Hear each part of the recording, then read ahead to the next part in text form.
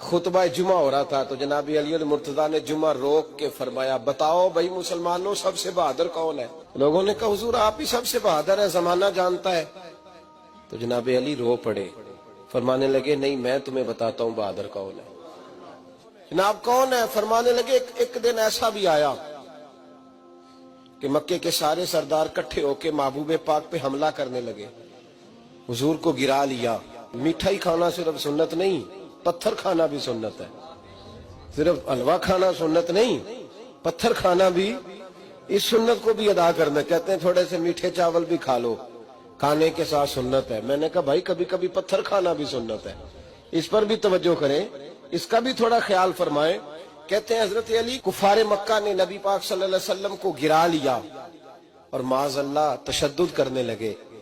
فرماتے ہیں کوئی زور زور سے پکار رہا تھا، میرے کانوں میں آواز آئی جب میں گھر میں تھا، کوئی زور زور سے پکار رہا تھا، اور وہ کیا کہہ رہا تھا؟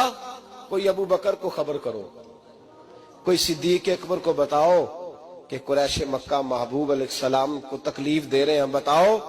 حضرت علی کہتے ہیں جب تک میں باہر نکلا تو میں نے ابو بکر کو دوڑتے ہوئے دیکھا، صدیق اکبر کے پیروں میں جوتا کوئی نہیں، سر پہ ٹوپی کوئی نہیں، تینوں لب دیاں آپ گواچے، سانو اپنی خبر نہیں کوئی۔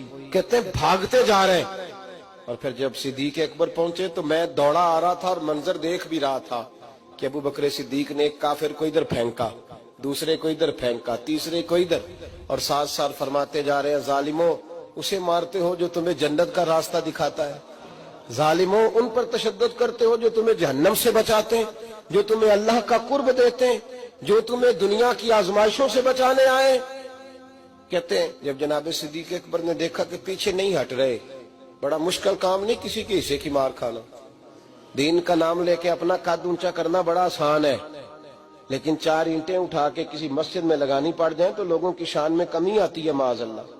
جناب ابو بکر صدیق رضی اللہ تعالیٰ عنہ حضور کے اوپر لیٹ گئے، اور مولا علی فرماتے ہیں نبی پاک کے حصے کی ساری مار ابو بکر صدیق نے کھائی، اور اتنی مار کھائی کہ بے ہوش ہو گئے۔ ان کے قبیلے کے لوگ آئے، اٹھایا، اور قبیلے کے ایک شخص نے کہا قریش مکہ یاد رکھنا اگر ابو بکر کو کچھ ہوا تو تمہیں بدلہ دینا پڑے گا۔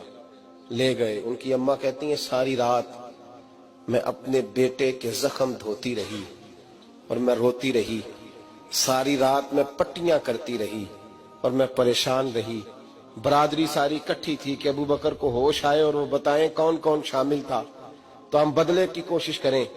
والدہ کہتی ہیں میرے دل میں خیال تھا کہ ابو بکر تو جب بھی اٹھے گا پہلا نام محمد عربی کا لے گا صلی اللہ علیہ وسلم، تو یہ تو ناراض ہو جائیں گے۔ کہتی خیال تھا کہ تھوڑی دیر کے لیے اپنے محبوب کا نام کبھی معاذ اللہ نہ لیں، برادری کٹھی ہے، میرے دل میں خیال تھا، لیکن کہتے ہیں وہی ہوا۔ حضرت سیدنا ابو بکر صدیق کی آنکھ کھلی، کہا حضور کا پتہ بتاؤ۔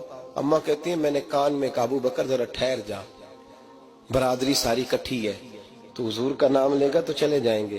تو کہتے ہیں ابو بکر اٹھ کے بیٹھ گئے، کہنے لگے جس نے بیٹھنا ہے بیٹھے، جس نے جانا ہے جائے۔